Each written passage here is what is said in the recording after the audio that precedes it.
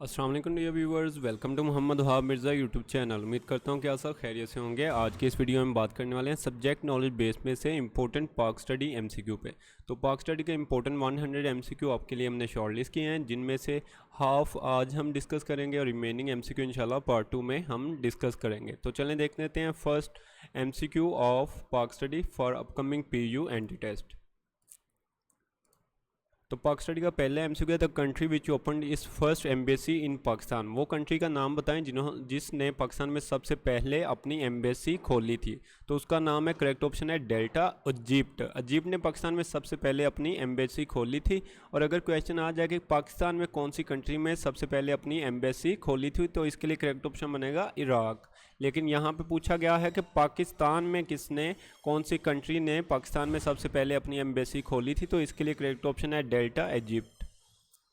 According to this constitution, a candidate must be dashed to the contest for the election of National Assembly. National assembly का member बनने के लिए candidate की as आपसे पूछी गई है कितनी होनी चाहिए कम अज़ कम। तो कैंडिडेट की एज 25 साल से कम नहीं होनी चाहिए। तो 25 साल या इससे ज़्यादा होगी तभी वो नेशनल असम्बली का मेंबर बन सकेगा। तो 2 के लिए करेक्ट ऑप्शन है beta. Which Mughal king was buried in Kabul. So इसके लिए करेक्ट ऑप्शन बनेगा हमारे पास चार्ली। बाबर जो था इसकी डेथ हुई थी 1530 में और इसको बरी किया गया था काबुल में। करेक्ट ऑप्शन है alpha. Indus water treaty was signed in the year. Indus water treaty या जो इंडस वाटर के लिए जो मुआहिदा हुआ था, तो इसकी डेट पूछी गई है। तो इसके लिए करेक्ट ऑप्शन है हमारे पास बीटा। 19 सितंबर 1960 में ये ट्रीटी साइन की गई थी। करेक्ट ऑप्शन है beta.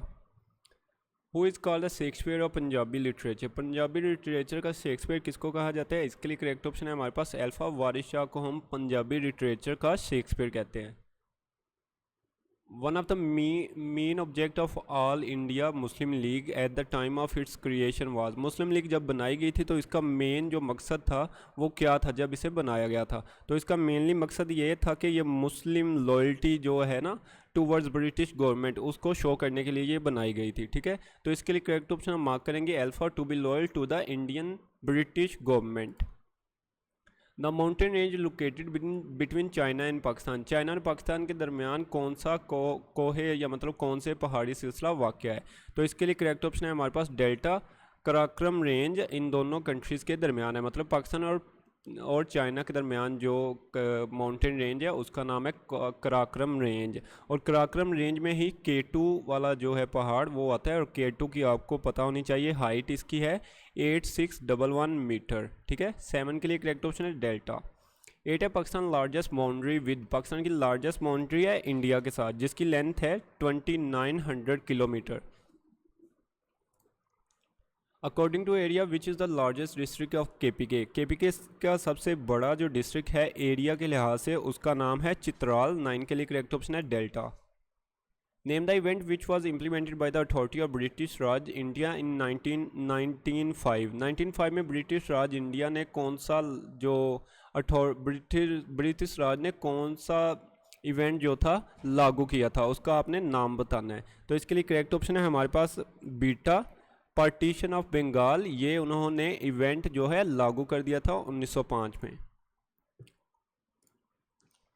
Imran Khan cease to hold to office of prime minister under article. पूछा गया है कि इमरान खान को कौन से आर्टिकल के तहत वजारत उज़्मा का ओहदा छोड़ दिया, मतलब कौन से आइन के तहत जो है इमरान खान ने वजारत उज़्मा का ओहदा छोड़ा था। तो वो आर्टिकल का आपने नाम बताना है। तो इसके लिए करेक्ट ऑप्शन है अल्फा। आर्टिकल 95 के मुताबिक इमरान खान ने वजारत उज़्मा का ओहदा छोड़ा था। ठीक है। Which language spoken in Kalat and in surrounding areas of Balochistan. तो इसके लिए करेक्ट ऑप्शन है हमारे पास बीटा। ब्राहवी जो लैंग्वेज है तो ये कलात और इसके जो सराउंडिंग एरियाज गिरदोनुमा के एरियाज हैं वहाँ पर बोली जाती है, बरोही। ठीक है। Since when government of Azad Jammu and Kashmir has been established. तो इसके लिए करेक्ट ऑप्शन है हमारे पास 13 के लिए चार्ली। अक्टूबर 24, 1947 में government of Azad Jammu and Kashmir establish हुई थी। The title of Hazrat Ala related to which of the following ruler. Hazrat Ala का जो टाइटल था गिवन जो रूलर्स हैं इनमें से किस रूलर को वो मिला था? तो इसके लिए करेक्ट ऑप्शन है हमारे पास डेल्टा, शेर शाह सूरी को हज़रत आला का खिताब मिला था, यहाँ टाइटल मिला था। तो 14 के लिए करेक्ट ऑप्शन है डेल्टा। 15 है the system of communal electorate in India was first introduce by. Communal electorate का जो लॉ है वो सबसे पहले इंडिया में कब इंट्रोड्यूस कराया गया था, उसकी एग्जैक्ट डेट बतानी है। तो इसके लिए करेक्ट ऑप्शन है हमारे पास beta, Minto Morley reforms of 1909। इसके अलावा ये भी आप कह सकते हैं कि मंटो जो है इसको फादर ऑफ कम्यूनल इलेक्टोरेट कहा जाता है, क्योंकि इसने सबसे पहले इसको इंट्रोड्यूस कराया था।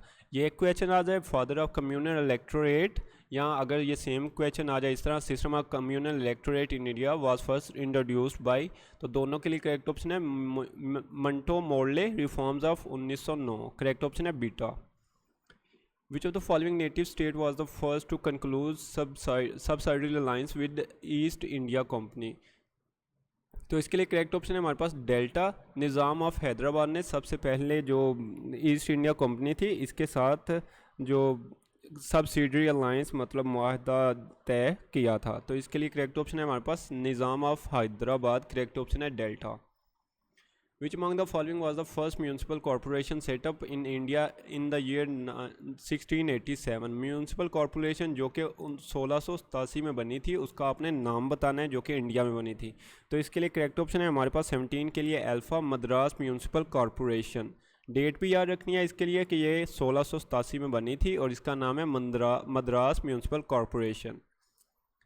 माई leader a biography of Quaid-e Azam is written by. My leader नाम की बायोग्राफी जो कायदे आज़म मोहम्मद अली जनाब पे लिखी थी, इसके राइटर का आपने नाम बताना है। तो इसके लिए करेक्ट ऑप्शन है हमारे पास 18 में चार्ली, जहाँ पे लिखा गया Z.A. सुलैरी। इसकी फुल फॉर्म है Ziauddin Ahmed Suleri. The Jinnah India partition independence book was written by. Jinnah India partition independence book, इसके राइटर का नाम बताना है। तो इसके लिए हमारे पास करेक्ट ऑप्शन है चार्ली जसवंत सिंह ने ये बुक लिखी थी। Who made Pakistan study as compulsory subject है। अभी जो मैट्रिक या इंटरमीडिएट में आपको पढ़ना पड़ता है पाक स्टडी का सब्जेक्ट, तो ये कंपलसरी किसने बनाया था ताकि आप इंटर और मैट्रिक में ये सब्जेक्ट को पढ़ें? तो ये कंपलसरी किया था Z.A. भुट्टो या ज़ियाउल हक भुट्टो ने। तो 20 के लिए करेक्ट ऑप्शन है अल्फ़ा, जुल्फ़िकार अली भुट्टो ने। ठीक है।